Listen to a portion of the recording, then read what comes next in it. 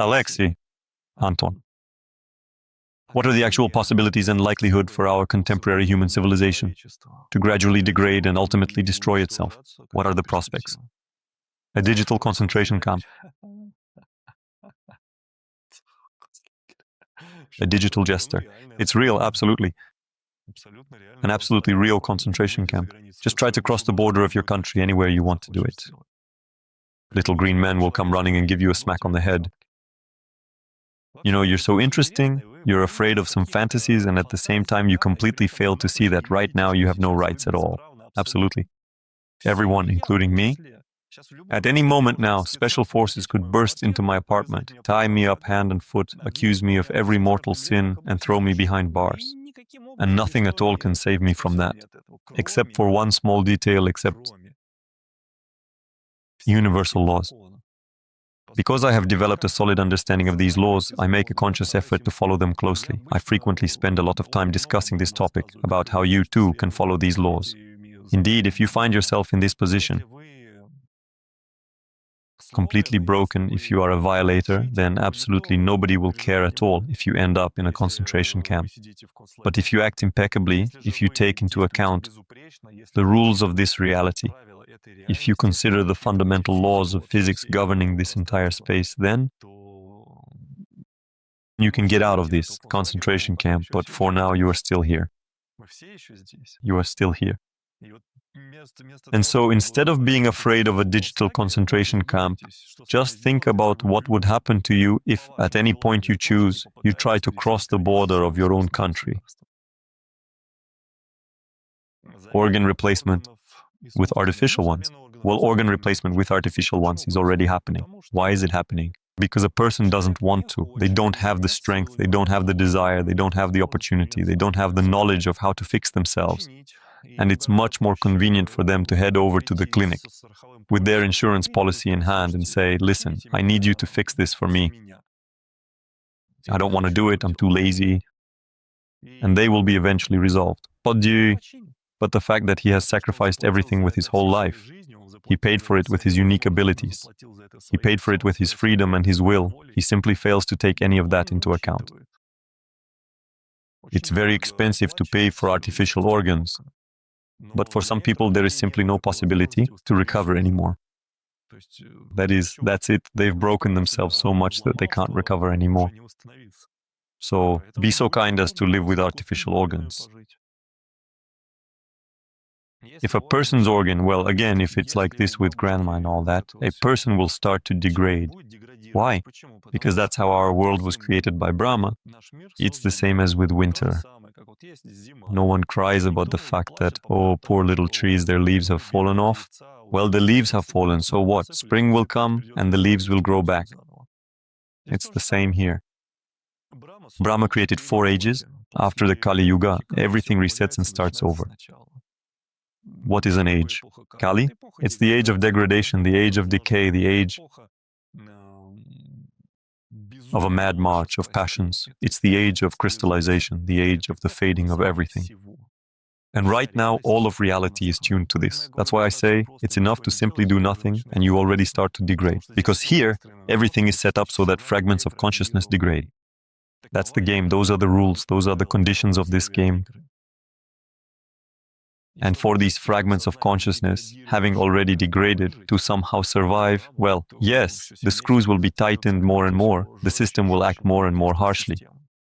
But only so that humanity has at least some chance to live, and not to kill or tear each other apart, for no reason at all. Right now, people are shooting and stabbing each other just over some look, some word. Just take a look at the many comments that are flooding the internet, yeah? Well, okay, that's between people. The digital space, but if someone says that to another person face to face, they might end up getting stabbed in the chest. Even though it's just empty words. And yet you could lose your life over it. That's what humanity is like. And such humanity deserves a concentration camp. Just so they don't end up destroying one another for absolutely no justifiable reason whatsoever. And how many people are currently caught up in a rage, in these completely irrational and aggressive states of mind when someone burns something? Sacred texts. What sacred texts? Paper with ink printed at a printing house, that's their sacred text. So this madness, it's only going to grow, it's only going to intensify. And my advice is don't interfere, don't get involved. Cut off their hands up to the shoulders. Watch yourself, watch how you follow the Creator's design. Go beyond the Creator's design. Take into account the love in your heart, consider the energies of sincerity, consider the energies of will and intention. Keep them to yourself, manage them on your own. And then nothing will frighten you. Yes, the border is sealed off right now, but if you don't disturb or disrupt anyone's life, you will be allowed to pass through that border. Yes, you will follow certain rules, but you will cross it. They will let you through. But if you interfere with people's lives, you won't even reach the border. They'll take you down along the way. That's how we live. All right, I'll continue reading the question. If all of a person's organs are gradually replaced with plastic ones, the person's energy will change. First, a person's energy will change, and then the organs will be replaced with plastic ones.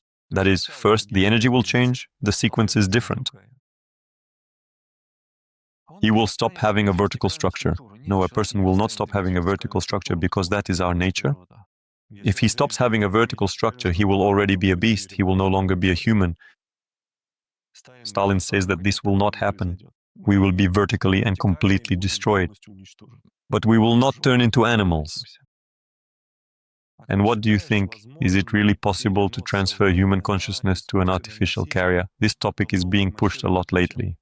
Of course it's possible. Of course it's entirely possible. It's happening right now. It's a part of ancient rituals and people do this all the time. People who are initiated into all these processes. But to me, that's even worse than a concentration camp. Imagine, they lock you up in some kind of crystal and you'll just sit there. Now well, I can certainly explain how this is done. You have a physical body and you have an energy body. Your consciousness can be in your physical body, your consciousness can be in your energy body, it can be in all bodies at once. In short, it's your choice. It's your mastery. When you lose your physical body, your consciousness automatically transfers to the body, the energy body. If your energy body is developed and flexible, then you live in your energy body for some time. And so, if while you are living in your energy body, someone packs you into some object and feeds you with consciousness, then you will live in that object. You will still be fully aware, you will still continue to think. Technically, you will be like an inorganic being. You won't have a sense of flow. You won't have divine energies, you won't have will, intentions, love, or sincerity. You won't have a soul, you will be an inorganic particle. But you will have consciousness. Therefore, when under certain circumstances your crystal and your energy shell fall apart, your consciousness will be released from all of this and will go into the Bardo space. But if this does not happen, then your consciousness will be trapped in the energy body, which will be attached to some material object. And that's why this is already being done. These are real things. These are ritual practices. And this is something I am absolutely not interested in, don't need. And to me, it's just wild, some kind of wildness, although I know that it exists. There is speculation about the possibility of doing this technically, in a technocratic way. Because ritually, this is already being done. But as for technocratic means, there are still no devices capable of performing such actions. Well, people are looking for ways to do this technically. Sergey. Hello? Hi. Anton, why is it that practitioners who manage to reincarnate have their memory erased during reincarnation? Is it possible to preserve it in some way or another, or at least a part of it? Well, if we take books like the Srimad Bhagavatam, there is a very detailed and direct story about Brahma there. Brahma is not a god, well, or Brahman. In general, he is a sage. A sage who has incarnated in a physical body many times and has successfully learned to consciously retain the vivid memories of his previous incarnations. This is achievable. It is entirely and absolutely possible to do. But at that specific point, you stop being just an average person. What I mean when I say we live only once refers to an ordinary average person.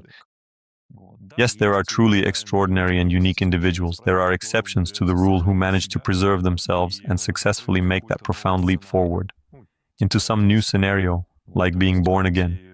That is, to come out whole from the transition space, from the Bardo, from purgatory. Call it whatever you like. But these are incredibly rare and exceptional occurrences. It simply does not happen very often in our world. And the ability to keep the memory of this, and that is all. This is already the existence of a sage, the life of a spiritual practitioner, the life of a monk who eventually found himself in the right monastery, not just any random one. This is a life of a completely different order, and to live such a life will require a lot of time. But it is possible. It is absolutely possible. It is absolutely necessary. As long as a person is alive, as long as their physical body is alive, it is essential that they master movement within their energy body. This includes out-of-body experiences. And I will be demonstrating these practices during the reshooting of the first course. Once again, I will be demonstrating them. Although they weren't included before, I used to show them separately at various events. Now this will be part of the course. I will show how to develop vision. Now this will be part of the course as well, because there are a lot of questions on this topic too. And during your physical existence, you need not only to learn how to leave your body and navigate through the vastness of space. Beyond your physical body, you also need to learn how to completely immerse your entire being in space. Bardo? You need to get used to it, you need to practice being there, you must learn everything there, you must think deeply there, and you must learn how to set your goals there, learning to stay in that place consistently for as long as your physical body remains alive on this earth.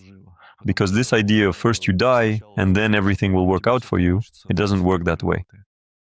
You will go into death with the skill you acquired during your life, and no new skill will appear. And why does this happen? Why do we reset to zero? Because after death we lose our physical component. And our psychological component as well. Only a fragment of consciousness remains of us. That's why we are completely reset. It's the same as a hard drive in a computer. There's an operating system installed on it, there are some files stored on it, and it has disk partitioning, meaning some kind of structure. But after you completely format this hard drive, only its shell remains. And it contains no personality, no memory, no history of any kind. Therefore, even if a person manages to reincarnate and appears with a wiped memory, it is not really a true reincarnation. And it's just some part, yes, like recycled material. It used to be a bottle, I don't know, maybe an aluminum Coca-Cola bottle, and then it became part of a chair leg. So what is that? Did the Coca-Cola bottle reincarnate or something? No, it's just recycled material. It's the same. Our fragments of consciousness are recycled like raw materials, again and again becoming part of some kind of physicality and some kind of psyche. And that is exactly where the process of forming a personality truly begins to unfold. The process of accumulating memory, all of those elements, in a trinity. But if this trinity falls apart, there won't be any memory. But again, as I said, all of this is just training, but it's a completely different life. To grow, during the lifetime of your physical body, you need to manage to grow the body of the third attention. And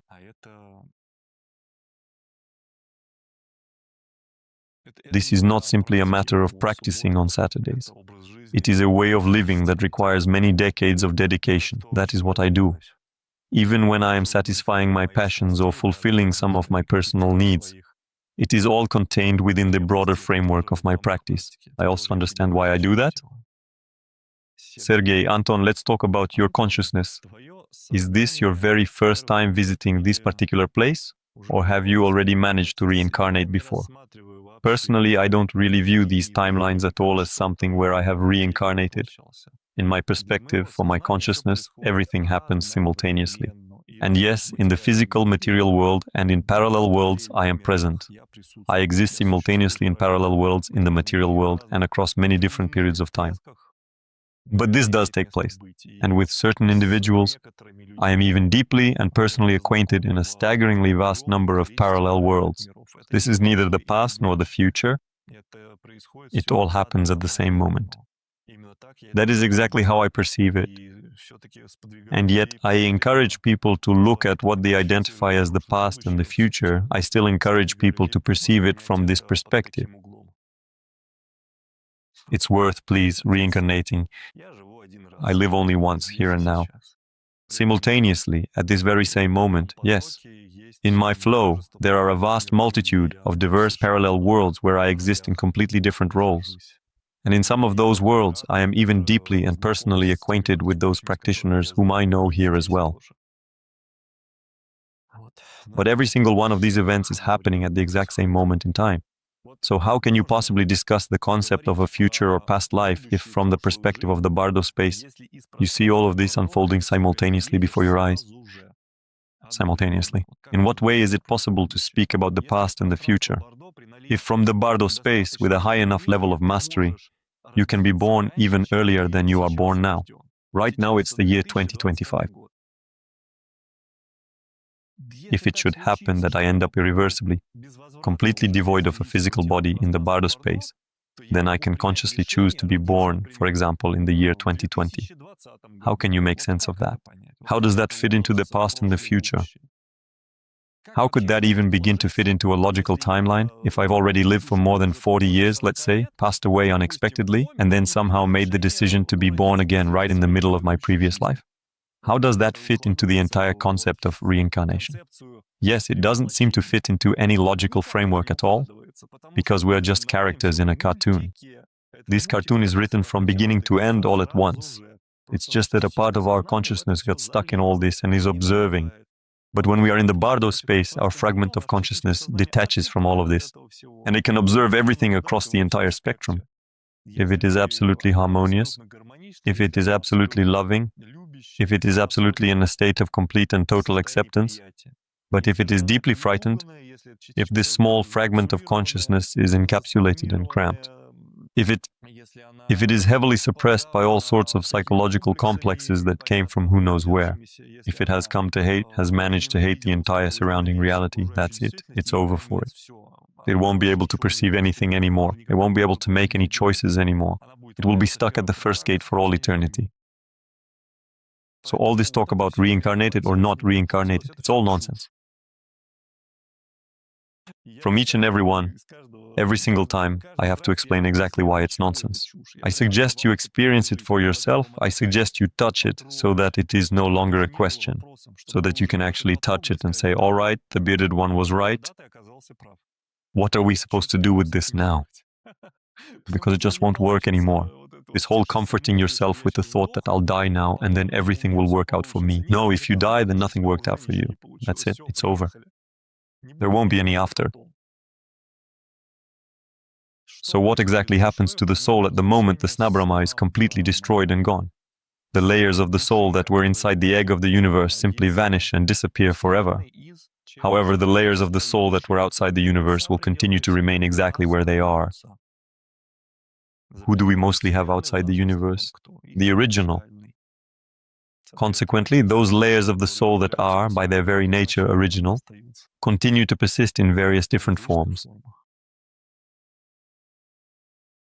When we talk about the great Mahapralaya, not just a simple pralaya, but the ultimate Mahapralaya, everything in existence is destroyed. Only the fullness of the original source remains, which then departs into the vastness of space. Kali herself dissolves into the eternal space of Kali and immerses itself deeply within the sacred space of Kali. I'm not very strong, so to speak, in the terminology of what exactly happens there. What does the soul want? The soul wants wholeness and unity. Our soul is multi-layered. A person has their own individual personal soul, and this personal individual soul wants freedom. Humanity has a soul as well, a common, unified, whole soul. And it desperately wants to live. It wants to continue to exist. It wants to be independent of the processes it is deeply connected to. That is, to the epochs in the south, which ultimately get reset to zero. In other words, the soul of humanity understands that it will be destroyed, and it does not want that. What is the fundamental difference between energy and consciousness? Energy is part of the cartoon. Consciousness is part of the original. Energy is made from consciousness. It is made from consciousness. But energy does not belong to us. It is the imagination of Brahma. It is what exists inside the egg of the universe. Consciousness has the ability to go beyond the boundaries of the universe. Consciousness can be yours or not yours. Energy, in principle, does not belong to anyone. It exists on its own. If your primary goal is not to dissolve into the original, you will have to accumulate your own personal consciousness. If your goal is to dissolve into the original, you don't have to do anything at all. It will happen anyway. Tatiana. Hello. Hello, Tatiana. What is channeling? Who does the channeler communicate with? Can you trust the information you receive? You cannot trust it. I'll say it right away. You shouldn't trust anything at all. Faith is for the weak. Does such communication harm your energy? As for faith, I've already said my piece. As for channeling, it varies. It depends. There are people who have truly mastered the depths of this technique, and they establish a profound connection with beings they are familiar with, whom they know well. On the other hand, there are people who are merely caught up in their own fantasies. It's like acting, a one-man show. There are certainly such people. There are people who are simply mentally ill, to put it bluntly, and they spout nonsense, some kind of rambling. Such people exist as well. And they can very well call themselves channelers, just like anyone you meet might call themselves a Christian, even though they don't even follow the commandments. Or, for example, everyone who comes to the stadium calls themselves a fan but say doesn't even know the names of the football players running on the field. So people can call themselves whatever they want, and only your extrasensory perception will help you figure out who is really in the know, who is actually doing the work, and who is just pretending. Extrasensory perception. That's what's most important. People have come to me with all sorts of self-identifications. I have actually seen people who truly make contact with a strange alien consciousness. It's, well, a fascinating process. Even, to some extent, a tempting process, but not for me. I've seen people who are just fantasizing. They have a vivid imagination, and with that imagination, they pretend that they're making contact with someone. And I didn't stop them from doing it. I didn't even offer any criticism. I just listened to all they had to say and said that, I don't do that, it's not interesting to me. And I suggested that they try doing what I do instead. And a significant number of dedicated individuals, after consistently practicing and further developing their unique extrasensory abilities over time, eventually would just look back and laugh about their experiences and say light-hearted things like the following. Yeah, there was a time I acted foolishly. It's good that you didn't start criticizing me about it, yeah. And some pretend that nothing like that ever happened and say, no, no, no, that's not about us. It happens differently for everyone. Does such communication harm one's energy? It depends on how a person responds and reacts to all of this. If a person becomes overly emotional about it, then yes, it can certainly cause harm. So, if a person is afraid, doesn't accept it, gets anxious or gets nervous, then it does harm. If a person is feeling content and completely harmonious, measured, calm, then it doesn't harm. We're talking to each other right now and we're not harming ourselves. No. That's why the question is very broad and there is no clear-cut answer to it. If you want a definite answer, you have to take a specific person and ask about them. What exactly is he doing? But again, if you come to me with such a question, I will tell you, my friends, develop your extrasensory perception. Whatever I answer you now, whether he's a good or bad person, whether he's pretending or being genuine, how exactly will that help you? We won't help at all. Nothing will change for you. Because again, that's his ability and this is my ability. And you just listen to it. If you stay in that position, you won't achieve success. Maria. Anton, good evening. Good evening. When I first started practicing astral projection, I was closer to the result than I am now. Back then, it was the physical aspect that was getting in the way. Now I have restored it. I can endure long practice sessions, but now there's another problem. Previously, my sleep was disrupted. Now my sleep is normal, but it's as if my body is catching up on rest. As soon as I start practicing an exit, that's it. My body falls asleep instantly. What should I do? Should I let it catch up on sleep, or is this just another form of resistance from the body manifesting this way? So what should I do about this? Every single night, our physical bodies naturally wake up approximately every hour and a half, or perhaps every 2 hours, as we transition between different sleep cycles. These are spontaneous awakenings that we usually don't even remember. That is, we wake up somewhere in the middle of the night and immediately pass out again. But if you manage to catch yourself at that moment, then a person finds themselves in the most favorable situation for out-of-body experiences. So you need to find a way to set yourself a reminder so you don't forget. Mew, what kind of reminder would that be? For example, I used to put a crinkly piece of paper under my pillow, or I would put some foil under my pillow. And when my body would wake up and start tossing and turning, and most of us do toss and turn when we wake up, the paper would rustle and I would immediately remember, aha, this is the perfect moment for out-of-body experiences. And at that point, every second counts. 30, 40, 50 seconds are enough for a successful separation. The most ideal situation is when the body has no desire to practice out-of-body experiences, when the body just wants to rest. However, generally speaking, when the physical body is recovering, it draws a huge amount of resources to itself. And we don't get these resources from thin air, from nowhere. These resources are our own, which we distribute throughout our lives, throughout the day, even every second. And accordingly, in the physical human biological form, these resources are not infinite, since there is a very specific and limited level of intensity and speed at which these resources are replenished. And the very practices we engage in are also a kind of training that requires a significant portion of these resources, which also consumes them over time. This is the primary reason why it can happen that when a person is consistently practicing and honing their skills, all of their various other personal achievements, daily responsibilities, and regular activities often come to a complete and total halt. Tanali. Good evening, Anton. Good evening. Thank you for the opportunity to ask a question. You are more than welcome. Could you please explain to me how exactly does an innovative product with microspheres, which is a specialized filler in the form of a mixture of microscopic spheres and amorphous silicon dioxide, work? Of silicon? Well, yes, I am aware of that, these foamed materials, including those that contain a lot of tiny air bubbles. And the spheres are sometimes added to paint, added to various water-based fillers, and they provide good thermal insulation. They affect a person's energy. Yes, basically in exactly the same way as all other materials do. Cement, concrete, synthetic clothing, the glass that we all have hanging in our windows. There's nothing supernatural or frightening about this. It is believed that this mixture reflects 100% of a person's infrared heat.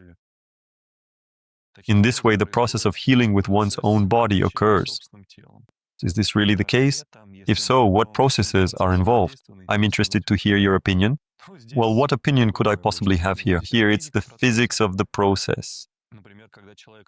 For example, when a person goes hiking, they might take with them a so-called emergency blanket. This is a film that is coated on both sides with a reflective material. Infrared radiation is a stream of light, it's light. We can't really catch it with our eyes, but at the same time, this infrared radiation is reflected by mirrors. And that is exactly why mirror-like reflections will operate with significantly greater efficiency with it than microspheres.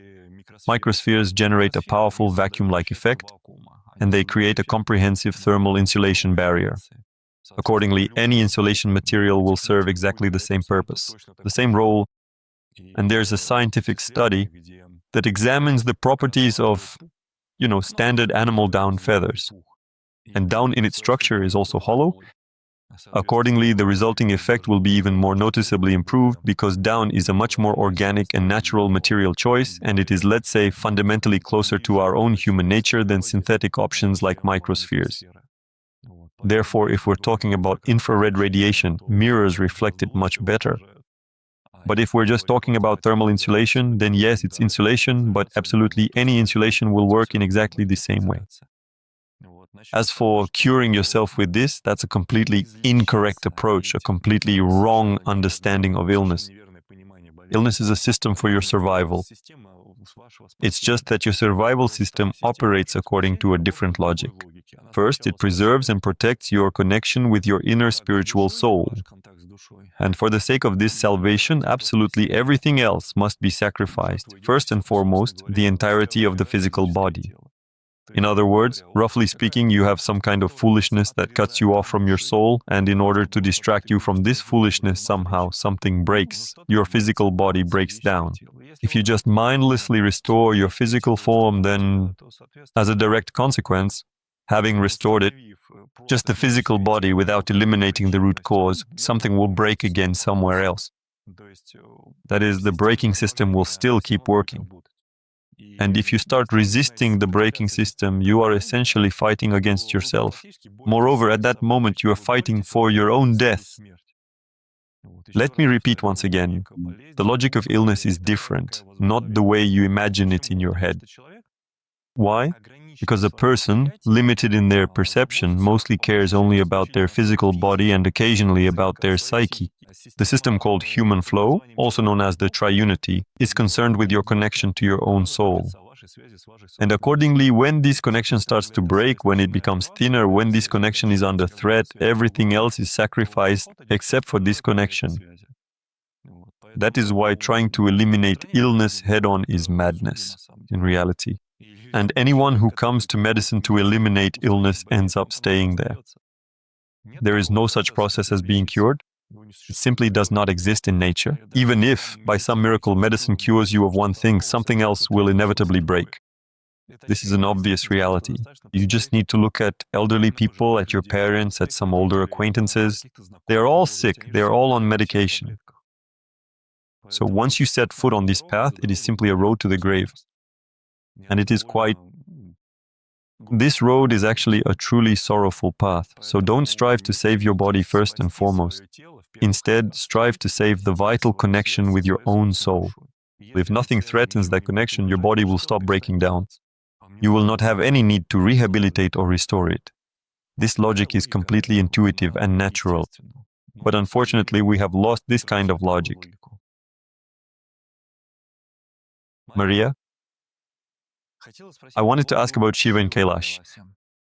If this is the place where he exists in our world, then probably he exists in other worlds as well.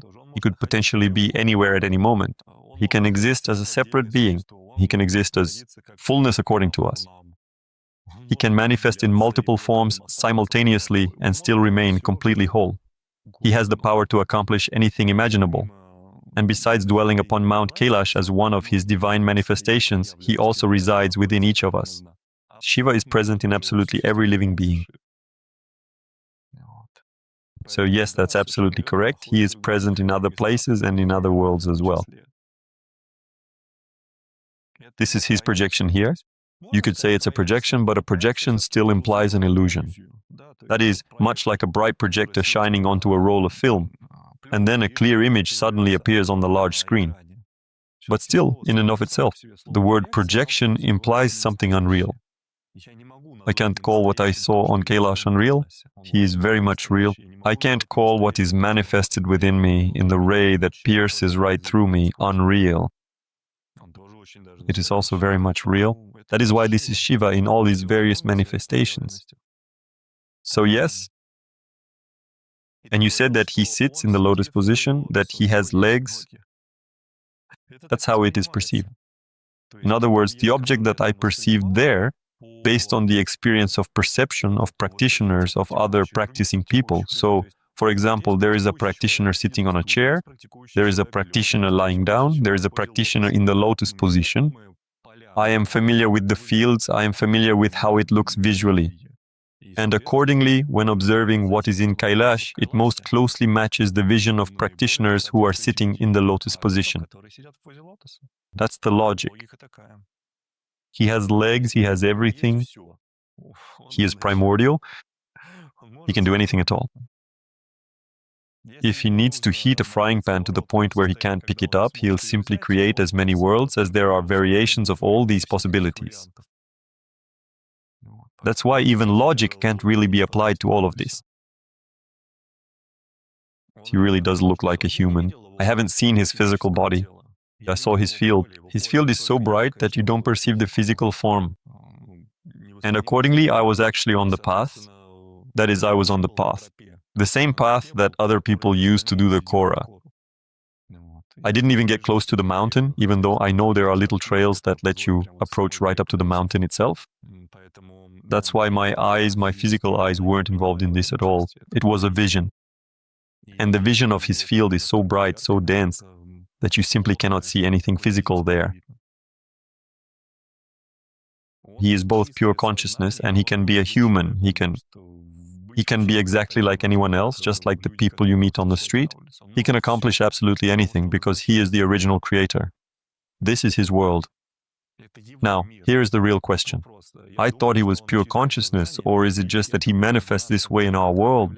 No, there is no our world. It's all him. You and I are also him. He is primordial, he is absolute. He can manifest however his soul desires. He manifested as Anton, who is now talking about him. He manifested as you, who is now asking about him. And he manifested as Shiva on Mount Kailash, where he sits in the lotus position. And he is the perfect example to follow.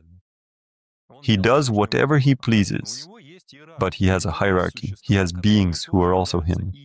But they also cannot remember it clearly and distinctly, just as we cannot remember it clearly and distinctly. And these beings perform certain roles. For example, Brahma is the architect, Vishnu is the harmonizer, the sustainer of all that is manifested. And there are a whole bunch of them, a lot of different beings who are busy with their own affairs. But it's still all him. That is, originally he scattered himself into multiplicity. And at some point, all this multiplicity will merge again into the original oneness. At the same time, while he is in this scattered state, he still exists as wholeness.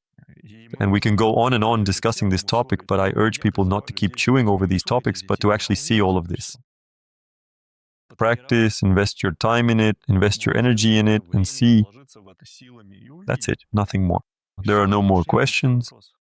A different question arises. All right, fine. So now what should I do? What should I do now? How should I be? How should I live? Well, live however you want. The main thing is to enjoy it. That's why it's very important to experience the perception of all these processes I've been talking about. To truly experience it, to make it your own experience. And then the conversations will be completely different. My iPhone is asking me, Anton, hello? Hello? I'm taking the course on Strength Consciousness, Part 1. Please help me figure this out. In my youth, I lived through my heart. I often had prophetic dreams and even visions that seemed to happen in real life.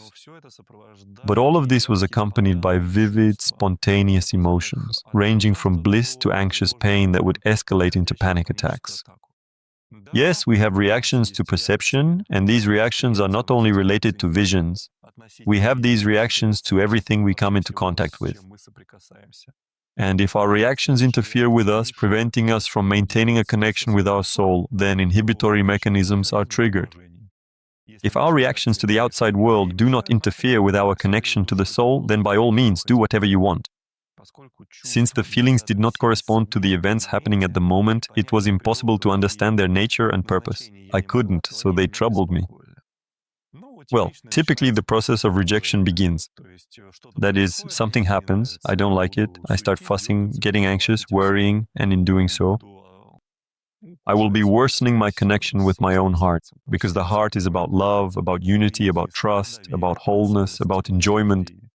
Whenever a person begins to worry excessively, fuss over small details, feel deeply anxious, or become paralyzed by fear and close themselves off from others, they significantly worsen and weaken their vital connection with their own heart. And naturally, it starts to fade, it begins to lose its abilities, lose its resources, it starts to degrade. Especially for those who are anxious, sometimes the psyche would completely break down. Yes, that's entirely and absolutely correct. If a person doesn't know how to respond with love to everything they see around them, then the psyche starts to experience a serious malfunction. That's all correct.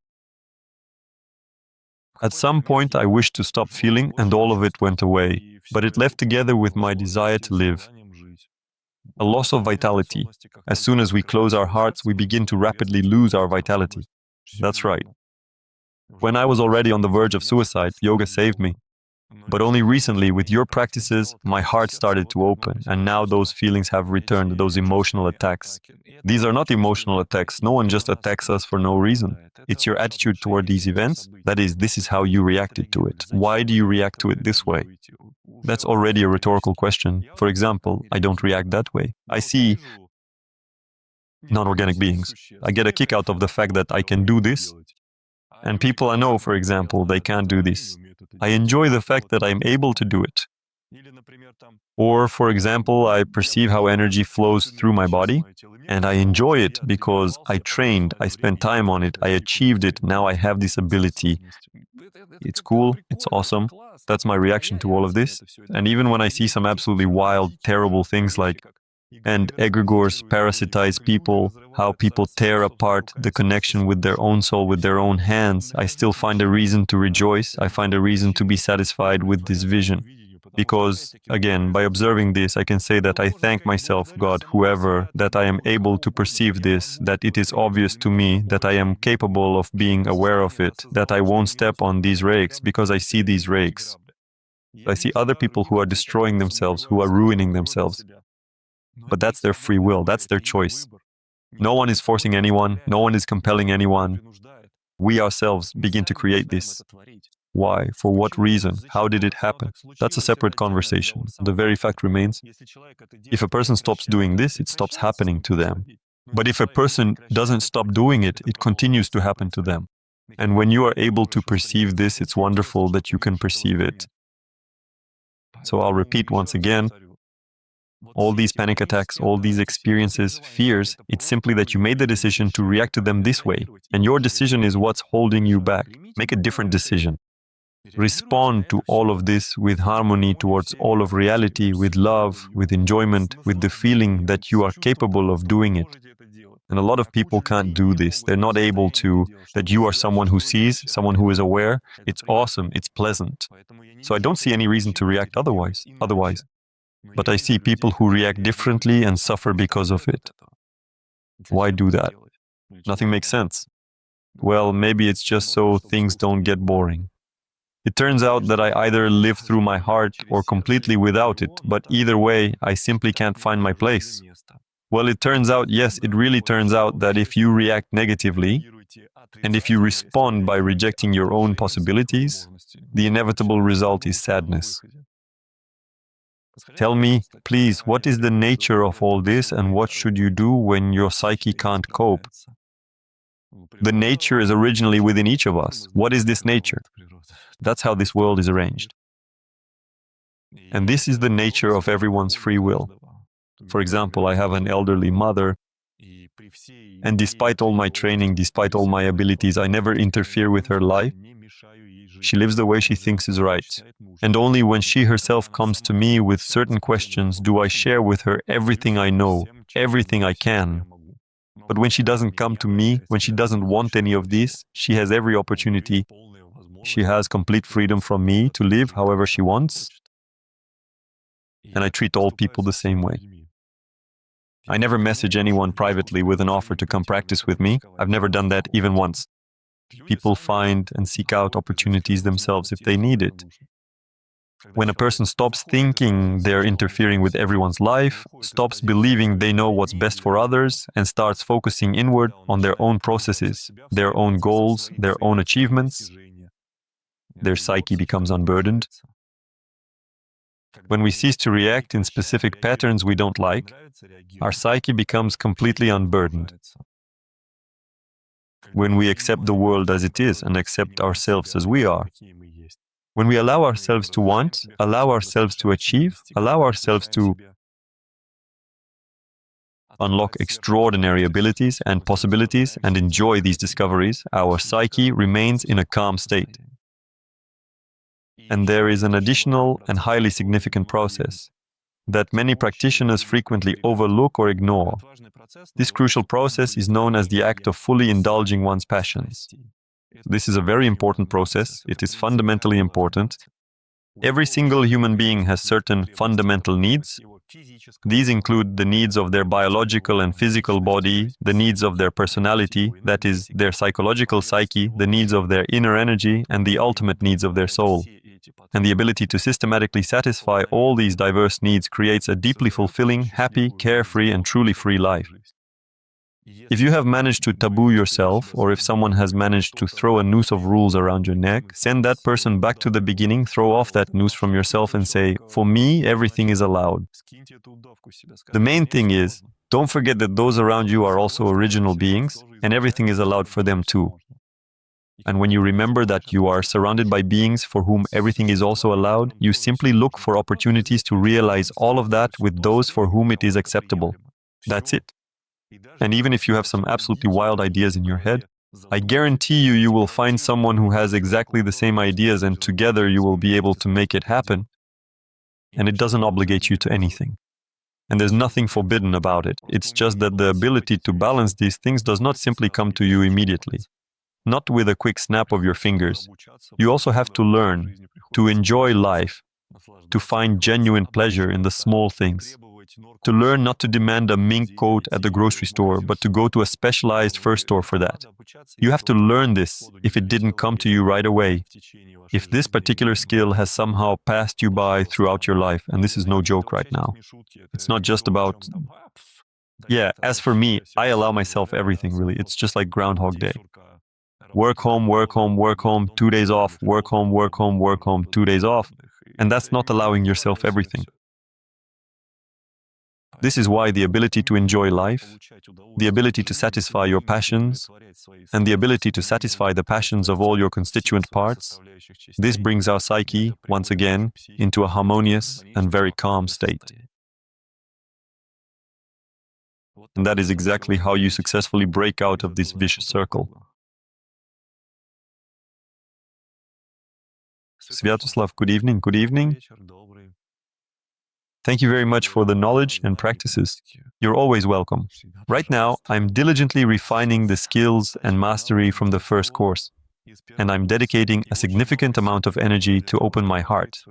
That truly is a wonderful thing to hear.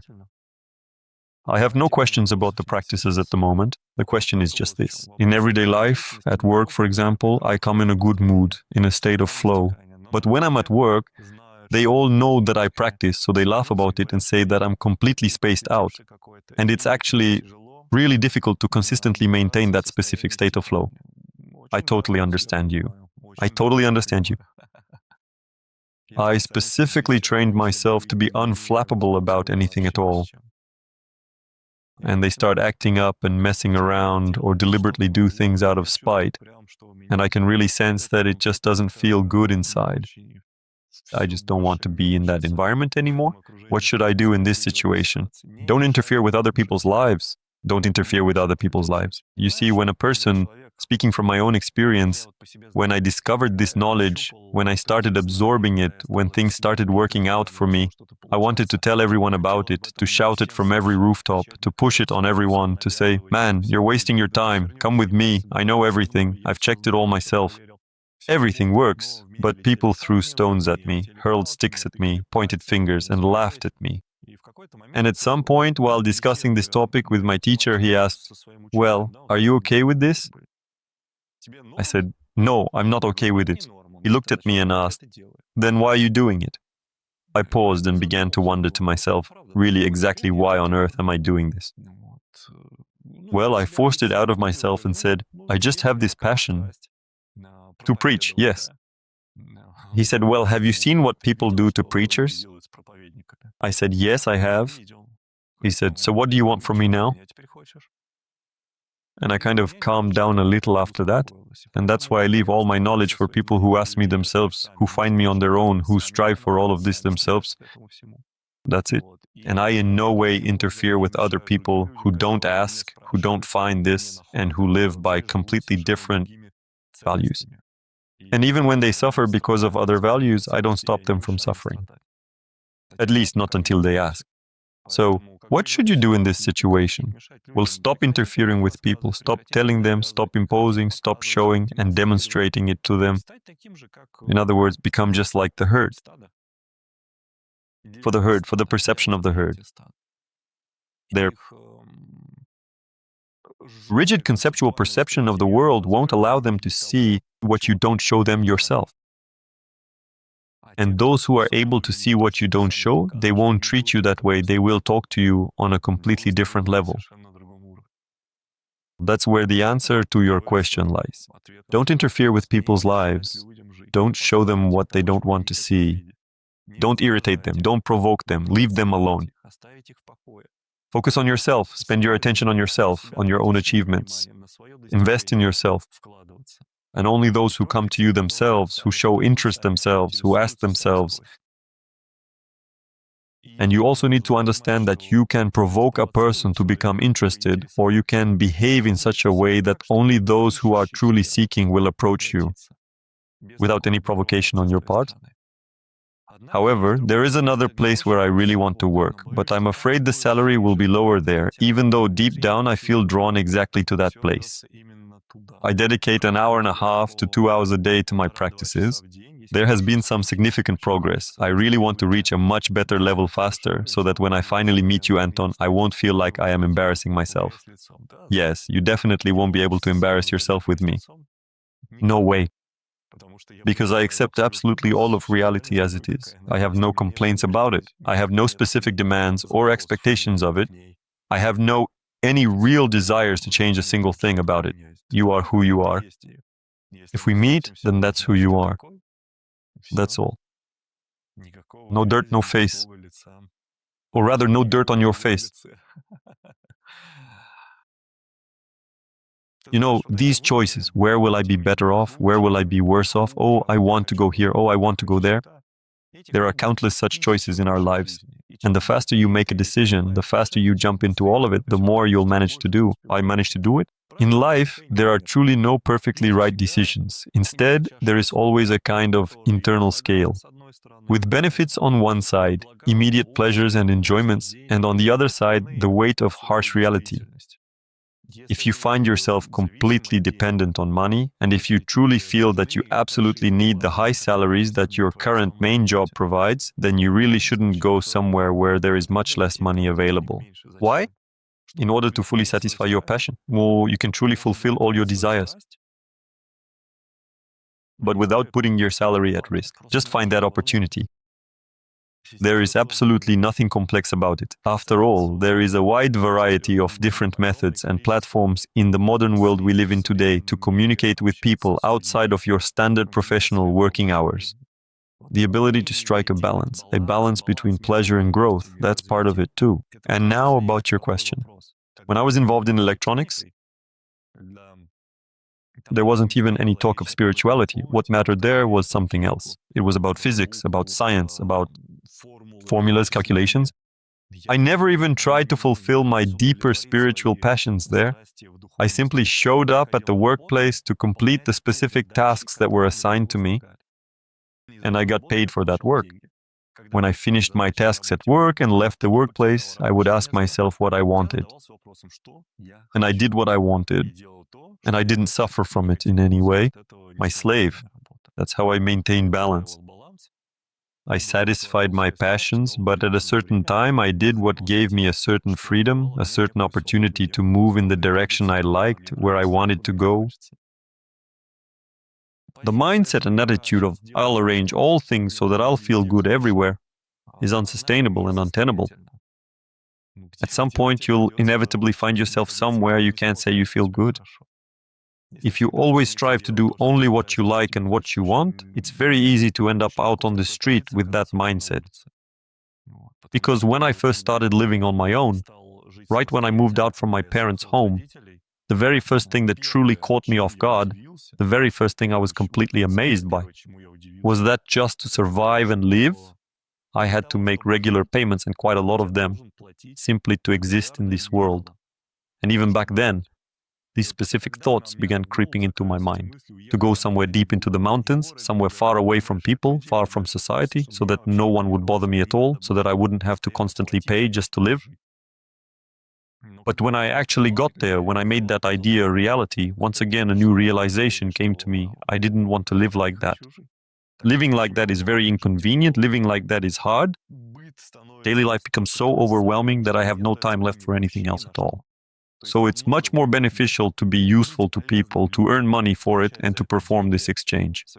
And you still have a lot of time left, rather than moving yourself to a place where, yes, absolutely no one will ever charge you any money there. I didn't have to pay just to live, but you do everything yourself.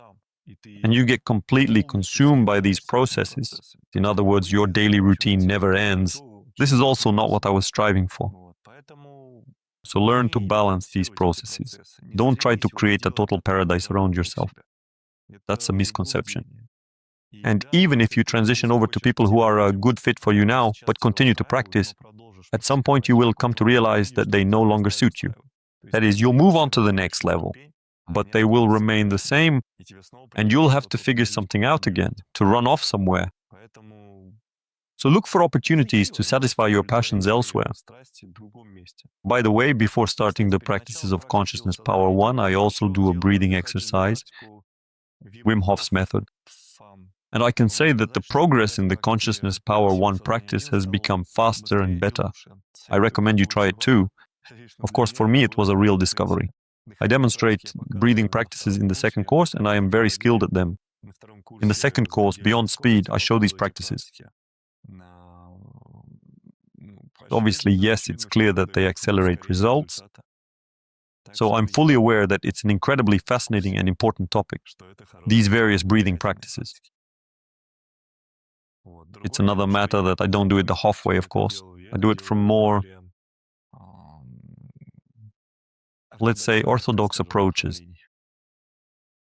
Although from all these approaches, in one way or another, modern people have extracted the knowledge and try to claim it as their own.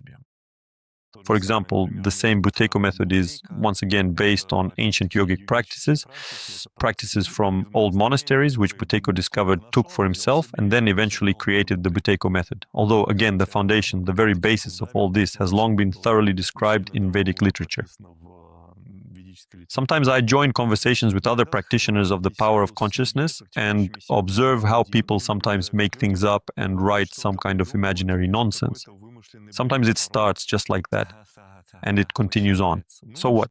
Let them make things up and write. In a way, the entire material world is just an illusion. This isn't our nonsense, it's Brahma's. And we perceive it as the truth, ultimately until we start developing ourselves. From the Bardo space, when you look at this imaginary nonsense called the material world, you're like, how could I have forgotten about this? How can I not be aware of it? But when you dive in here, literally some time passes, a day or two or three, and suddenly you're like, oh, I want a car, an apartment, maybe a plane, all that stuff, back and forth. So I'll tell you again, don't stop people from fantasizing. Let them fantasize, let them share, let them talk about it. If you don't want to read it, then don't read it. But you don't need to position yourself negatively because of this process. You don't need to present yourself as someone who denies it, as someone who refuses to acknowledge its right to exist. That's exactly the process of rejection. That's the process of non-acceptance. That's precisely what people react to. If a person feels that you are rejecting them, if a person senses that you are starting a process of non-acceptance, they will behave badly towards you. They react to all of this, they feel it. And when someone comes to you and their head is just full of complete nonsense, absolute idiocy, just some kind of pure madness, he unloads all of this on you, and you calmly listen and say, well, you certainly have some very interesting processes going on right now, but I'm actually talking about something entirely different. I suggest these and those things. What do you have to say about that? Then a person can give up all their nonsense in a second. Just like that, snap, and it's all gone. But if you begin to tell him, you're talking nonsense, absolutely none of this is actually real, then who can possibly guarantee that what I'm saying is real? I can even go even further than that.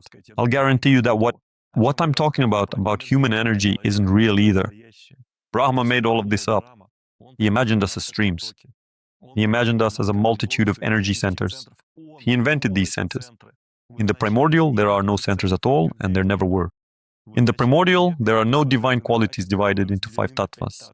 The primordial is whole with that. It is absolutely homogeneous. And so we set our course toward this homogeneity, and when you set your course toward homogeneity, everything you currently know and see about yourself automatically becomes nonsense.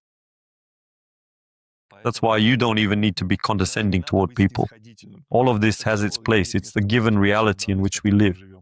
And if we start positioning ourselves in rejection, denial, in conflict, with all of this, we are first and foremost destroying our own connection with our own soul. People come here to play, fragments of consciousness come here to have fun, fragments of consciousness come here to degenerate here, fragments of consciousness come here to interact with rigid crystalline structures. Fragments of consciousness also come here to indulge in delusions. And when you see Shiva in the body of a person who is engaged in meaningless activities, well, for God's sake, simply allow them to continue. Treat it like a child playing with miniature toy soldiers. You don't run up to a child and shout, do you? My God, what are you doing? These are toy soldiers. They're not real. They don't even shoot. They don't have any bullets. They're not even alive at all. What are you doing? No, you just watch. The child is playing with toys, and that's it. You could even come over and play along with them just for fun. So when you see someone, in your opinion, talking nonsense, don't interfere with them. Don't interfere. Focus on yourself. I can even tell you more than that. When you, having mastered all these techniques and all these practices, having fully developed your extrasensory abilities, change your life so much that it becomes a genuine reason for envy, then everyone who once threw stones at you will crawl back in total disbelief and say, wow, just look at that and how far you have come. Actually, I think that we really wanted that to happen too. After that, you'll be the one making decisions about these requests. So I'll go ahead and continue reading through your question. This is making me feel incredibly anxious and uneasy, and I simply cannot seem to figure out the reason why. It's because in your current state of consciousness, you allow yourself to completely reject the reality around you. You judge. You've put yourself above others. You want to be both judge and executioner. You want things to go your way. You want other Mahadevs to submit to your way of positioning things. But other Mahadevs won't submit to your positioning. They will play their own games. If you fight against this, you'll get exhausted very quickly. In a certain sense, one might even say this is pride, but by playing and juggling with these words, we can easily find ourselves drowning in complex psychological theories. Pride and jealousy, these are all considered to be quite bad, sinful, and so on and so forth. But none of that actually brings results. What brings results is extrasensory perception. The very fact that you actually see something and the fact that you truly feel something, that's already a positive sign. Just stop doing this causality. And causality, I say again, is in the configuration of consciousness, that is, in the permission to reject and not accept oneself. At me, this is the Sanskrit word for love. And I personally understand that I really should not be doing this. But deep down inside, I am definitely itching to do it. Tell me how to deal with this. Practice. Practice. Come into contact with your divinity. Connect with the primordial. Observe how the energies flow. Observe how the energies flow within you. Just keep going. Feel this world. Keep going. See this world. And this conceptual nastiness called rejection and non-acceptance will eventually and completely lose its momentum and power within you. And when it runs out of steam, then you will become even freer and people will stop pointing fingers at you. As long as this non-acceptance exists, as long as it is there, this to some extent arrogance, to some extent making a judgment to a certain extent, the presence of aggression. As long as this remains within you, others will inevitably attack you, they will also judge you, and you won't like it either. You simply need to stop doing it right now. 95% of people don't even realize that within them lies a power that grants access to any possibility, a successful business, strong relationships, health, and self-fulfillment. It allows you to hear your soul and remember your true nature, your divine nature. This power is your energy. When it is blocked, you feel tired and upset. But when your energy flows freely and without obstacles, you are full of strength and capable of achieving any goal. Everyone can feel the movement of energy in their body. Are you ready to see this for yourself right now?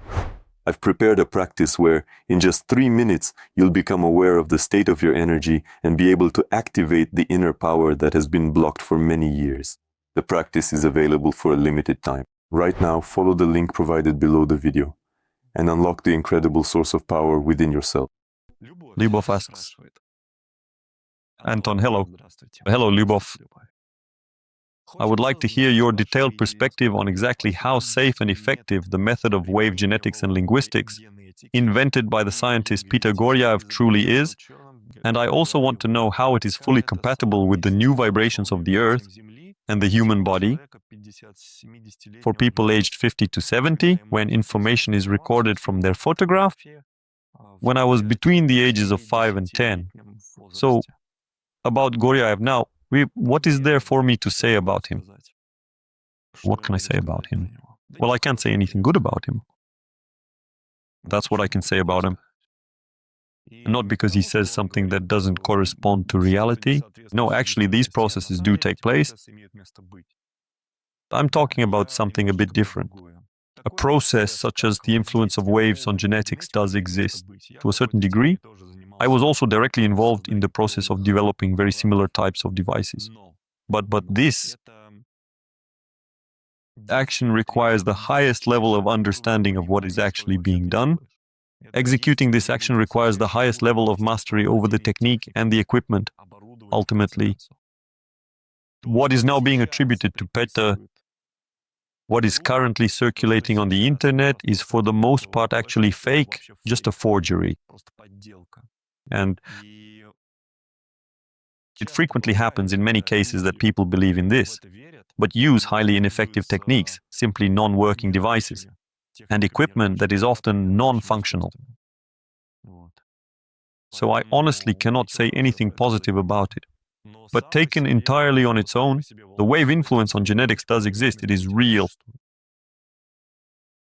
After all, when we work on our energy is also entirely wave-based, and we can influence the physical body. And as I've already mentioned, I personally changed my own blood type. The information that was officially recorded as my second blood type in kindergarten and elementary school eventually changed to the first blood type. For example, when I went to the military enlistment office, underwent a medical examination, or got a medical book when applying for a job at a restaurant, by then it was already recorded as the first blood type. So this does exist, it really happens.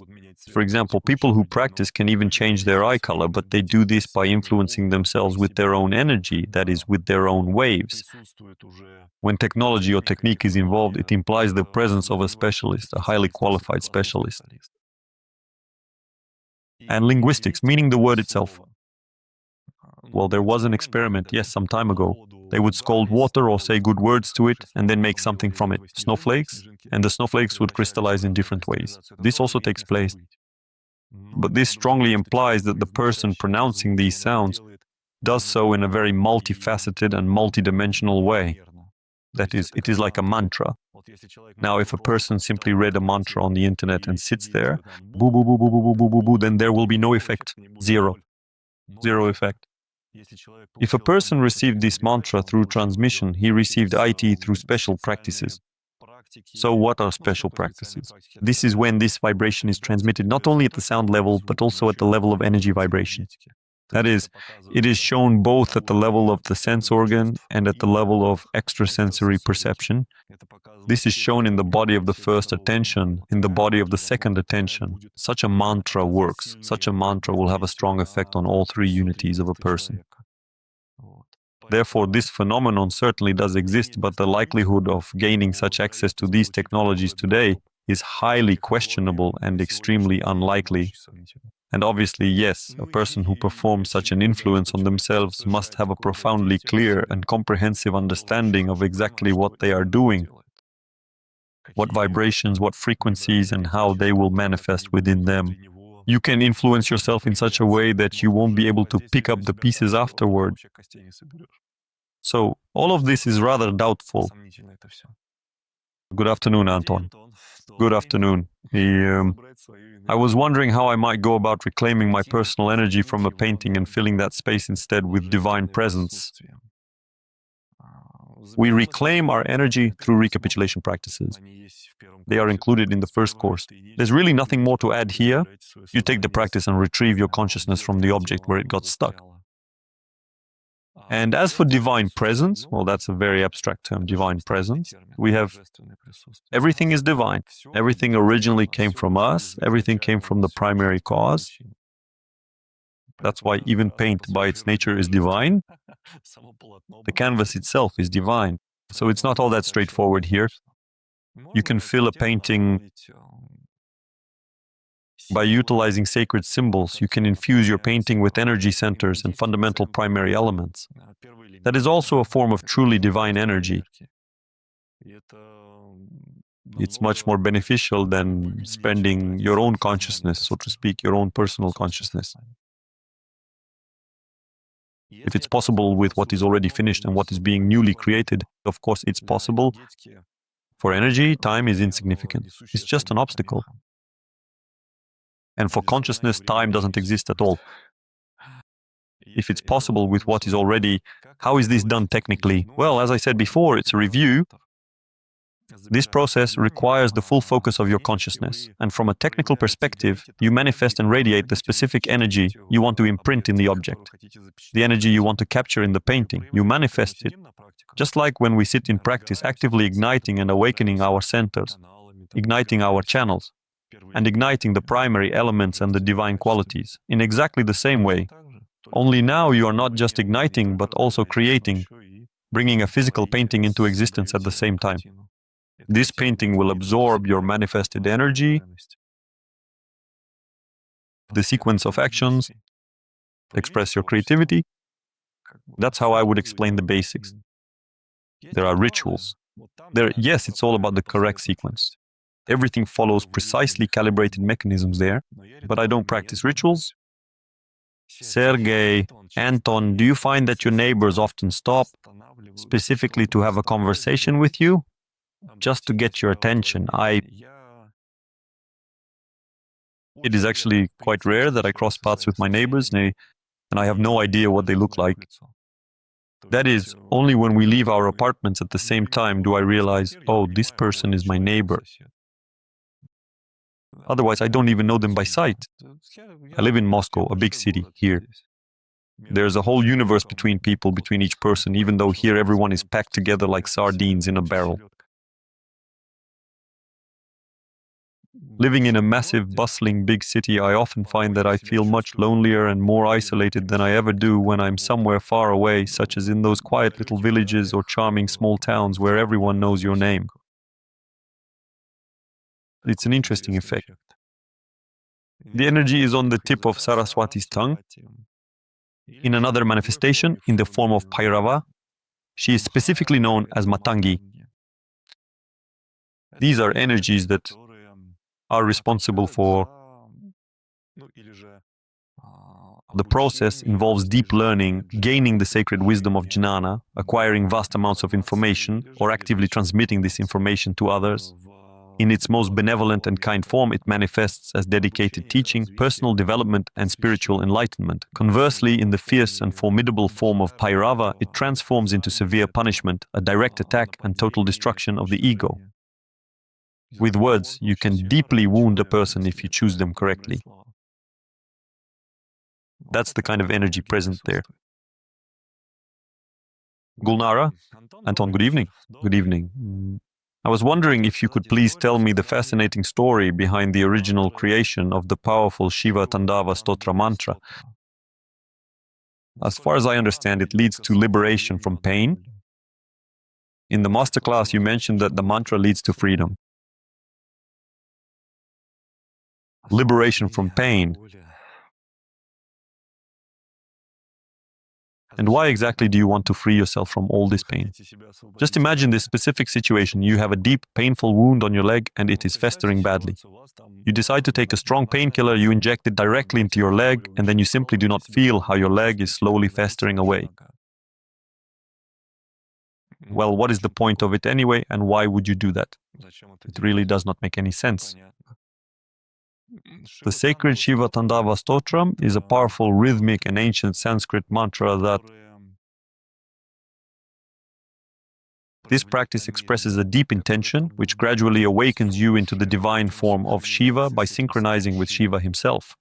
Once again, we can easily replace the word Shiva with a great many other meaningful words.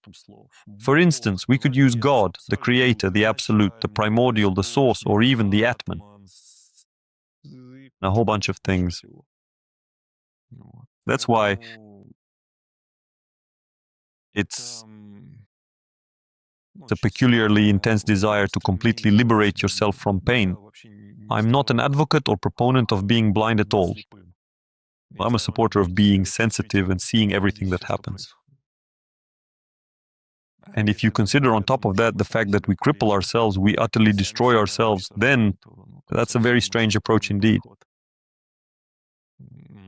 When a person synchronizes with the primordial, naturally they move toward freedom, because who is the freest among us? In the realm of our existence, Shiva is the most liberated being, the most primordial and free. When we align ourselves deeply with his divine configuration, his yumois, his form, his taste, and his energy, then we open up the possibility for ourselves to be just as free as he is. Regarding the origins of this mantra, its creation is widely attributed to a demon. This demon is Ravana. It is believed that his kingdom was on the island of Sri Lanka, and this demon came up with this sacred hymn. He composed the music, sang the song, and now it is known to us. I don't consider demons to be something bad, nor do I consider angels to be something good. These are forms of life, both among suras and asuras. That is, demonic entities are asuras. There were practitioners, there were purposeful beings who earnestly sought to understand both their own nature and the nature of that in which they exist. In the same way, we gather here to understand our own nature and the nature of the vast external world around us. And perhaps someday, someone will also come up with some mantra that will be passed down from generation to generation. They will help to tune in and synchronize with Shiva. This is the story of the creation of Shiva Tandava with Totra. Mantras. And the second question, can mantras replace practice? Well, maybe they can do it, but this is an integral part of the practice. Mantras. You can practice only with mantras, only with the help of mantras. Well, why? Well, it's like this. Is it possible to move around the room on one leg? Well, you can move around the room on one leg. Why do this? It's not clear. When on two legs, it is much faster and more efficient. Well, yes. You can do this if you want. If you feel an energy boost and a sense of joy when reciting a mantra, well, that's exactly how it should be. A mantra awakens our energy, a mantra accelerates the flow of energy. That's how it should be, and this is also a practice, a mantra practice. I just don't understand why deprive yourself of other ways to practice. By doing so, we only make our own development more complicated. It's the same as, for example, is it possible to restore your physical health using only energy practices? Yes, it is possible. But it will be much more effective when you also do gymnastics, when you bring your body into a healthy tone, when you nourish it properly, when you train it well, and when you allow it to be massaged. That way it will be more effective, faster, and easier. Why make things more complicated? So, on the one hand, it's possible, but on the other hand, I don't see the point in it. Anton, what should be done about a child's health? 14 years old. Wow, 14 years old. At 14, that's not really a child anymore. Well, let's say, okay, on the one hand, you say that it's not advisable to introduce someone to energy practices at that age. I explain why it's not advisable. I'm not just saying it's bad or it's good. I explain what it can lead to. And then the person decides for themselves whether they're ready to face those consequences or not. Let me remind you, when a child doesn't know how to provide for themselves, how to be independent, or how to be useful to society, when they don't know how to earn their own money, know how to manage that money, or know how to be effective, when they haven't learned to do all those things yet, and you open up to them the world of second attention, there is a very high chance that they won't want to learn any of those practical skills. They won't want to learn first attention. He will disappear into parallel worlds. He will get lost in his energy body, and he will completely ignore everything you ask of him. He'll ignore studying, working, providing for his own needs, or developing any useful skills that could be beneficial to others, and allow him to turn those skills into money. He won't want to do anything at all. He'll say, well, why do I need this? It's all an illusion. I'm not going to waste my time on all this and get involved. I don't want to. And he'll become completely antisocial, totally spaced out, completely outside of society. And you have to ask yourself, why would you want that? These are the kinds of consequences that can happen if a child is introduced to the world of energy too early, if they are given access and second attention too soon. He might completely reject the first attention, and such people, potentially having lost the support of their parents, will simply end up as homeless people. Or they might eventually decide to depart for the seclusion of some monastery, where they will be truly needed and valued. But again, they will be bound by the strict daily routines of the monastery. That is not freedom. That is absolutely not freedom at all, and I wouldn't ever wish to impose that kind of life on anyone, even though I had the chance to experience it myself. But that life led me to God, to Shiva. I am endlessly happy that it turned out this way. This life gave me the ability to see Shiva, and at the same time to see people who considered themselves Buddhists, considered themselves vegetarians, considered themselves all sorts of things. There was nothing they didn't consider themselves. But I saw Shiva, and they did not. And the path I went through allowed me to do that. But would I have been able to walk this path if I hadn't truly learned to be independent, if I hadn't moved out from my parents at that specific point in my life, if I hadn't started earning money through every possible means that I had at the time? I probably wouldn't have successfully navigated my way through such a difficult path. I wouldn't have been able to pay for a visa or tickets or accommodation, nothing at all. And if you open up the world of second attention to a child, most likely they will withdraw and refuse to socialize. This is an absolutely real thing. That's exactly why I don't recommend immersing children in this. That's all. On the other hand, how do you explain to them the mechanism of stupidity being stopped by illness? You can't, there's no way to explain it to them. You must show him this on yourself. You should be a role model for him. This is how it happens in the real world. No way. Zero. Jnana doesn't work. And when you show him your open heart, then he will say, that's what it is. And this will not give him the opportunity to immediately acquire mastery. This gives him the opportunity to choose to move as you showed him or to continue on his own path as he sees fit. And it's by no means certain that he will choose you. Jesus Christ also showed an open heart. Not everyone he met chose that path. So there is nothing unambiguous about it. But giving the opportunity to choose, yes, that is within your power. To be a role model, yes, that is an opportunity for a parent. If you find that you cannot demonstrate to him an open heart yourself and maintain and demonstrate it regularly, then you should actively look for a meaningful opportunity to show him a different individual who keeps their heart open regularly, so that once again, he has a clear role model to follow. But whether he chooses to emulate that person or not is the adolescent's freedom of choice at age 14. And it is impossible to explain, truly explain to a person the sense of celebration while trapped in restrictive reactions to the world.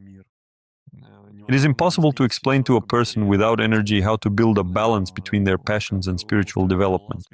It's impossible. There must be extrasensory perception. A person can be taught extrasensory perception, but they cannot be taught how to live. Life is something he chooses for himself. A 10-year-old child's vision has suddenly declined.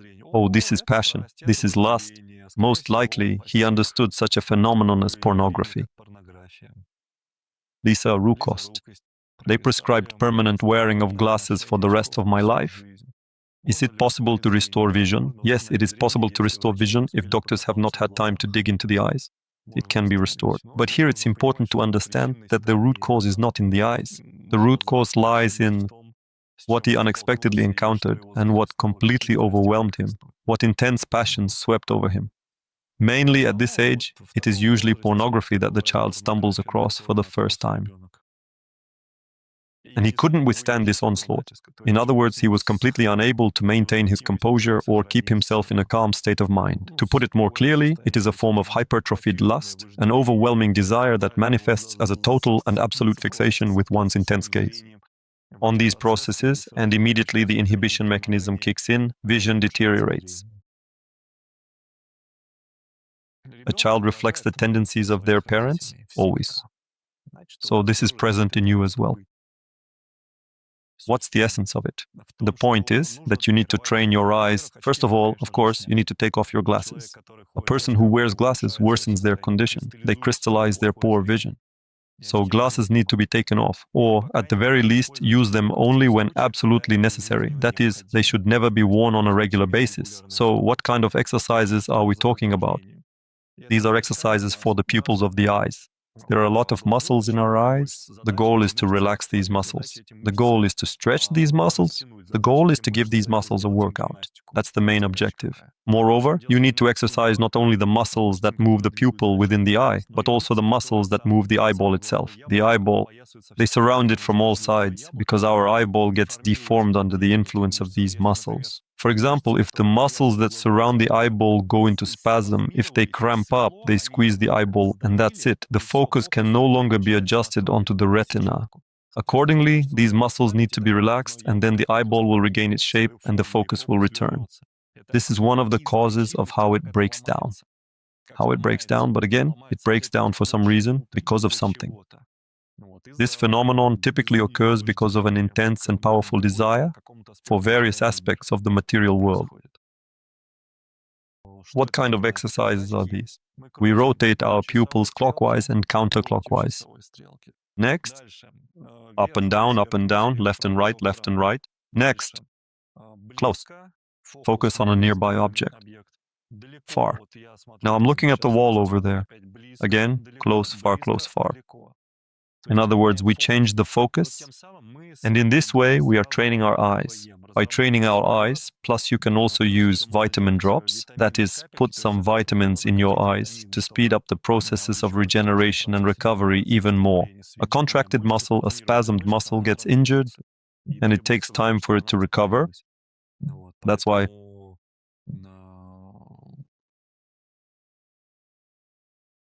you need to train your eyes. You still need to find out what the child suddenly got so attached to, what affected him so much psychologically. In other words, what did he see that he now desires? Desires to the point of madness. It could be computer games. Yes, it could be computer games, but it's specifically those games where he gets very nervous, throws tantrums, is dependent on them, simply can't tear himself away. In other words, he's hooked. If a child is playing computer games and, for example, you come over and turn off the computer and he just says something like, "What's up?" or "Okay, let's go do something else," and he reacts to it normally, that's one thing. But if he's having a tantrum, foaming at the mouth, screaming like he's been cut, all of that is something that will already start to harm his health. In other words, this will already trigger a braking mechanism. The world around him simply will not permit him to treat these things in such a way. It is actually very revealing and significant. For instance, we can see this clearly once again when looking at his particular behavior with various computer games.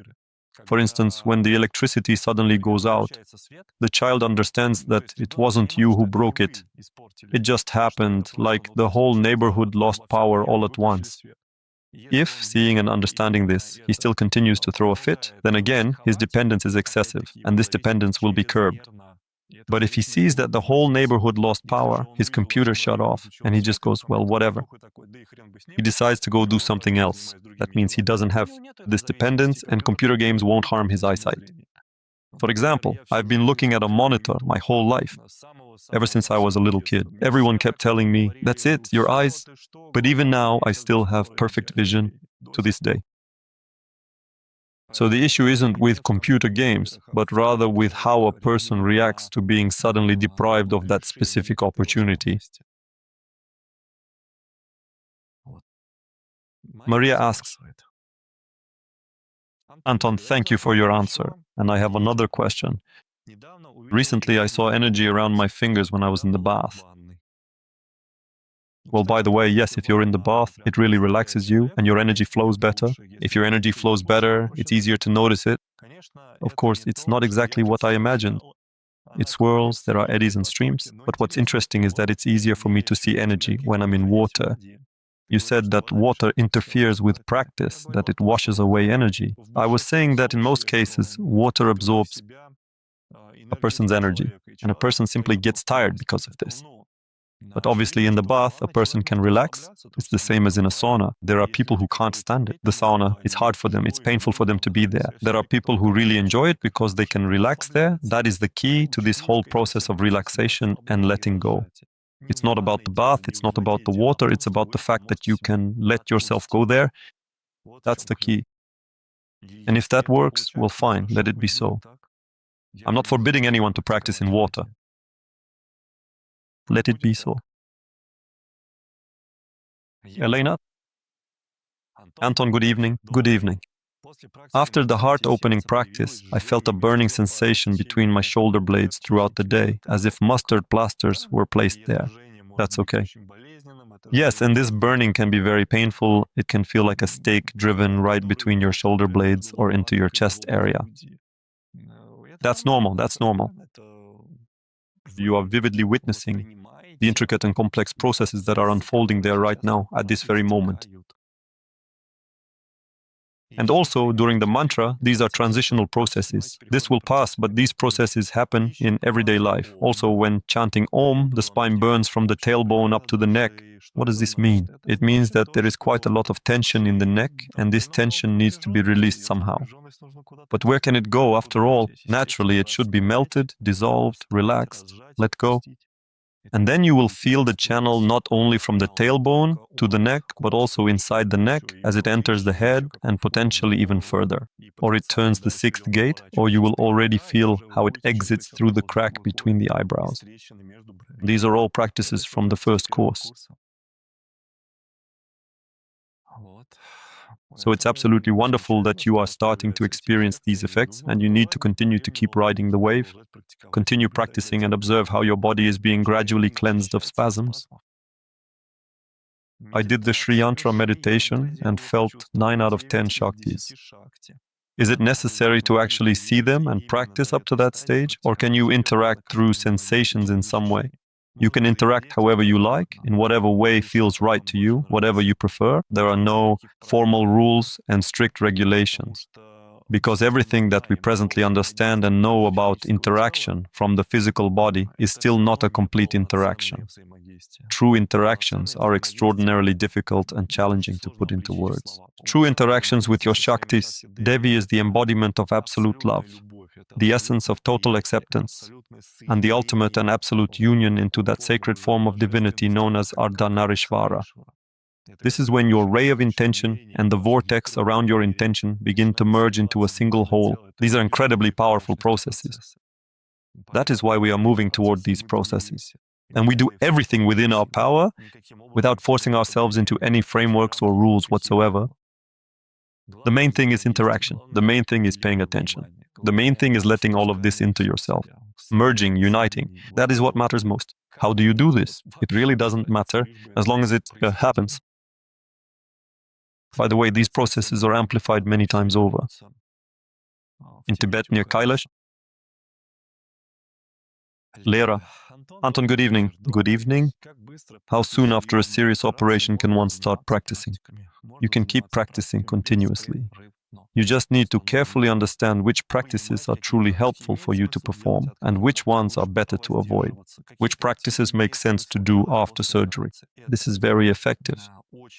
Channels, fingertips, hands, feet, channels on the head, very effective.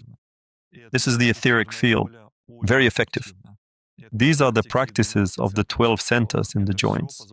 All of this allows for rapid recovery, quickly regaining mobility, and quickly healing damaged parts of the body. And when you regain your physical strength, when you begin to feel more or less normal again, then all of this is practice. Black dots that move from the first rows to the seventh. Cleansing with these little crystals of consciousness. These crystals, they are very effective at removing scars and healing damaged physical tissue. But it's better not to do this right away. You need to wait a little for the body to recover, because it's not just surgical intervention, there's also a very strong medicinal impact. And under the influence of medication, it's better not to overexert yourself. With these black dots, once again, this is the etheric field, the channels, the fingertips of the hands and feet, the channels on the head. 12 centers in the joints. And of course, if you have the opportunity to play around with sexual energy, that also wouldn't hurt. And the channel in the spine, of course, which runs from the tailbone to the forehead. The channel in the spine as well. Svetoslav, a question from a friend. And why can't your friend ask this question herself? Well, the question, I'm reading it now, matches the code. I started doing the practices and my life turned into complete chaos. I'm losing money, the bank raised my mortgage rate, I withdrew money from my deposit, and the monthly payment amount increased a lot. This is somehow connected to the fact that you are unable to ask me the question yourself. That's it. It's directly related to that. I did practices from the master classes, fingertips, hands, etheric body, 4 energy centers, the 5th gate, kundalini, vortices in the womb, human matrices, energy centers. The fundamental daily practices themselves provide you with inner power and strength. If you direct this strength towards self-destruction, you will destroy yourself much faster than you would in your everyday life. The daily practices I follow and what I demonstrate clearly imply a deep mastery of this philosophy. That is, in general, how all of this is structured, how it all works. In my courses, I explain in great detail which processes are responsible for what. I explain in great detail about acceptance and rejection, about spasms, tension and relaxation, and how to release these spasms. If a person technically opens access to power and then uses that power to clamp down on themselves, naturally, their life will begin to fall apart. Therefore, what can I command here? It has become an urgent and vital necessity to redirect your practice toward the sacred and central region of your heart, in order to fully restore your entire being to a state of normal harmony, love, and vitality. And you must urgently find within yourself the deep-seated mechanisms by which you create these spasms and tensions in yourself. Urgently. Because uncontrolled blunt force, without direction, that is aimed at everything indiscriminately, is all too frequently directed towards self-destruction. Here is the Kundalini vortex in the womb, the human matrix. Is a serious process. At the fingertips. The etheric body is one thing, there's nothing particularly special about it. Nothing extremely dangerous. But the 5 gates of Kundalini and their wombs are already very serious and advanced techniques. This is exactly what gives you such immense and great power. If you continue to self-destruct, you will destroy yourself in a very short and rapid amount of time. Urgently see how you are creating spasms for yourself and stop doing it. Just stop creating spasms for yourself. And again, work with your heart, work with your soul, pay attention to your divinity within your heart. And through these processes, you will be able to fix everything very quickly. You can correct all of this. Each of our meetings, each of our master classes involved hours-long conversations where I explained, conveyed, and carefully chose words to describe how this world works. And only after that did we move on to the practices so that you could not just hear about it in words. You could not only listen to all of this, but also experience it, make it a part of your life, a part of your own experience. But the thoughtless use of power leads to problems. There are no other options. And again, this kind of attitude, like I'll ask on someone else's behalf, is questionable. It's very dubious when we're talking about practices. A person should be able to ask questions themselves, and at the very end, we will also have another masterclass session. I will definitely be answering people's questions. Here is the opportunity to do so. To interact directly without intermediaries. Mediation in such matters can make the situation even worse. A Zoom user is asking me, "Greetings, I am currently waiting for the specific formatting on the Bardo space. Potentially someday in the future we are planning a journey to Tibet to visit the sacred site of Shiva. And there will naturally be immersion practices, including into the Bardo space. Well, these are the kinds of practices that, after all, strongly imply that a person already has mastery over their energy. Just gathering everyone together and saying, we're going into the Bardo space is unlikely to work. For this, personal mastery is required, not just the fact that I know how to do it.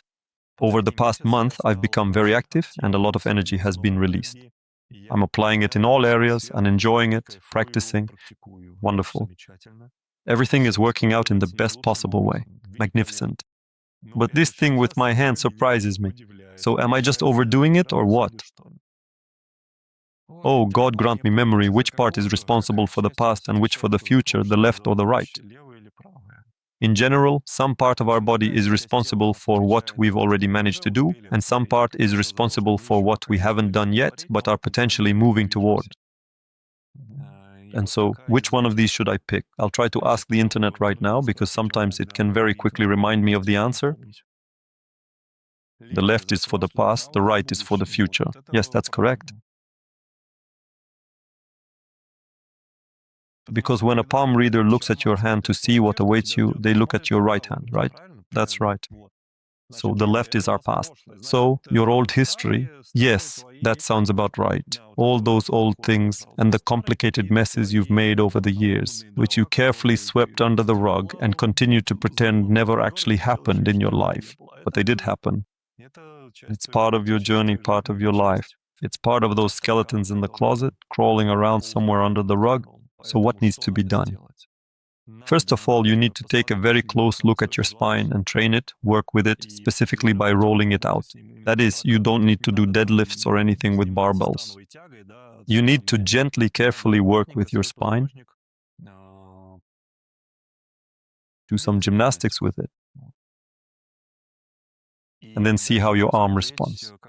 Well, our left side, it turns out, is responsible for the past. So that means some mistakes that are still on your record and haven't been balanced out yet. So no, you haven't gone too far. If you had, it would be the right side that was affected, that was injured. This is about the past. Sins are holding you back.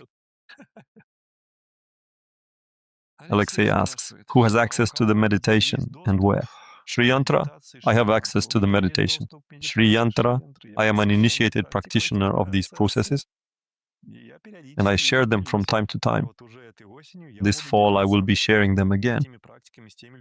These practices will be shared with those people who have already signed up.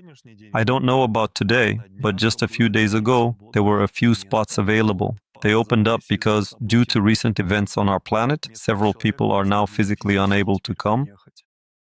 I believe you are well aware of which specific events I'm talking about. I currently have 3 courses, and there is absolutely nothing comparable to this experience in any of them. Sri Yantra is entirely distinct and separate from the courses. It is not being captured or recorded on any video format, and this practice will never be made into a course. Why? Because this is this is what we are doing all of this for in the first place. This is what allows you to give birth to the body of the third attention within yourself. This is what opens up the world to the practitioner at its most subtle settings. This is the body of consciousness. And I don't want to turn the body of consciousness into jnana. I don't want it to just be some video fragments on the internet. This is something that is passed from hand to hand. This is something that is given to people who are able to realize it and able to let it in. This is something I don't want to just scatter across the internet, although at the same time I do talk about it and even periodically provide specific practices for Sri Yantras, but in a very, very limited and restricted way. It's just so that people can understand whether they need it or not. Generally speaking, if you've been following me for a while, you may have already noticed that before I offer you to buy something, I make it a point to show you quite openly what actually awaits you there. And so, when the question about the Sri Yantra arose, once again I gave a talk, I held a meeting with people, and I showed them several different examples and illustrations to explain the concept in great detail. Shakti Devis. Out of hundreds of Shakti Devis, I showed them just a few. And then each person made their own decision, whether they needed it or whether for now they would continue practicing practical energy work. Anton, could you please tell me who exactly has the authority to cancel all of the specific practices that you have previously assigned, making them completely ineffective in the end? Brahma, rishis, Shivas, no one can. Absolutely no one at all. Not a single person here. If you do not allow yourself to break down, and if you refuse to give in, self-destruct, no one will be able to take away the results of your practice from you in any way. You can give them away yourself. Someone might deceive you, that is, provoke you into giving away these results. But to take them all away, to cancel them, that's simply impossible. You are original, how can you be cancelled? Only if you are completely and utterly convinced that you are not original, if you are convinced that you are a subservient slave, if you are convinced to give up your right, let's say, to me, your will, to me, then yes, then there will be no more practices. But personally, I don't do such things. I know many systems that zealously and aggressively convince people that they are slaves. Well, some people end up in these systems, but they simply do not engage in any form of practice. They just find themselves in these systems and lose the ability to break free from them. Some people voluntarily give up their free will, some give up their voice. People amuse themselves however they can, but for some reason they don't seem very happy with their amusements. I suggest having fun in a way that brings you pleasure, in a way that is enjoyable, with love and with freedom. That's why such people, it is impossible to undo the results of practice. No way.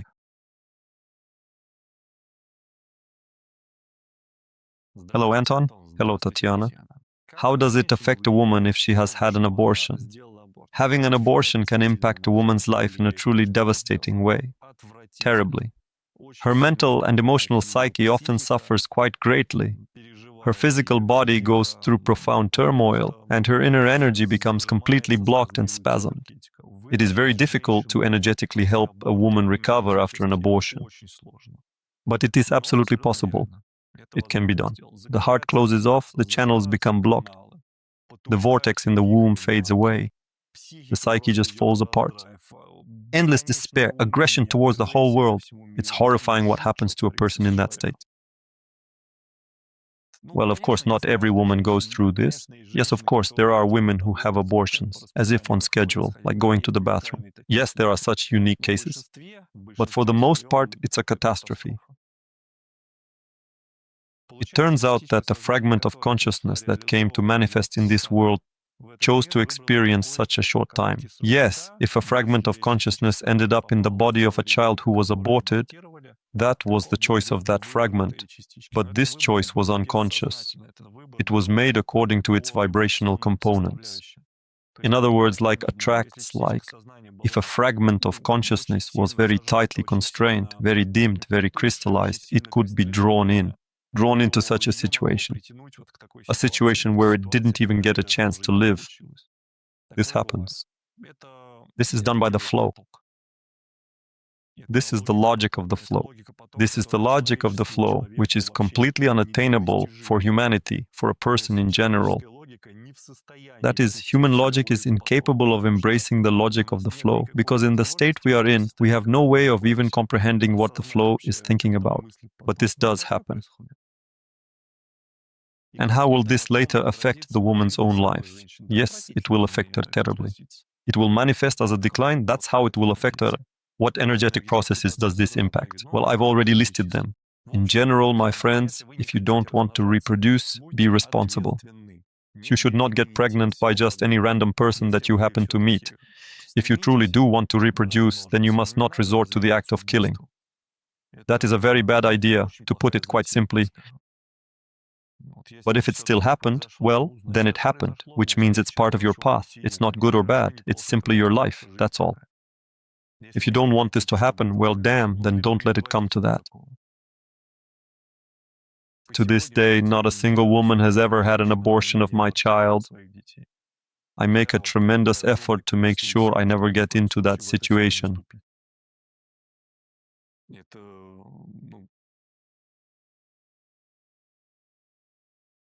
Every choice comes with responsibility. Being able to bear that responsibility is not an easy task. but consciously choosing to abandon that responsibility. By committing a cold-blooded, intentional murder, that has very serious consequences. Yes, all of this can be resolved. Yes, it can all be worked through. It can all be balanced out. But why go through all that practice and balancing if you can simply not do it at all? Think about that. There are so many things in your life. You can just choose not to do them instead of spending years or even decades trying to get out of them later. You should never be afraid to live. You should never be afraid to make important life decisions. And you should never be afraid to make mistakes along the way. After all, we learn from our mistakes, and your next decision will be more refined and flawless. No one learns anything just by sitting in one place and doing nothing. As the saying goes, water doesn't flow under a lying stone. Don't be afraid. It is far more terrifying to realize on your deathbed that you accomplished nothing of significance here and have nothing meaningful to remember. That is truly much scarier. So live, love, and actively seek out your points of inner balance. Don't forget that you are Mahadev. Don't forget that those around you are also Mahadev. Don't forget that Mahadev plays with himself. He can play whatever he wants. Don't interfere with these processes. Enjoy yourself to the fullest. Concentrate deeply on your own growth. Fulfill your deepest passions. Develop spiritually and visit God. And don't be discouraged and don't be afraid. And you definitely shouldn't do things or take actions that you'll have to get out of later, sometimes even for decades. Well, that's all for today. See you next time. Om Devi.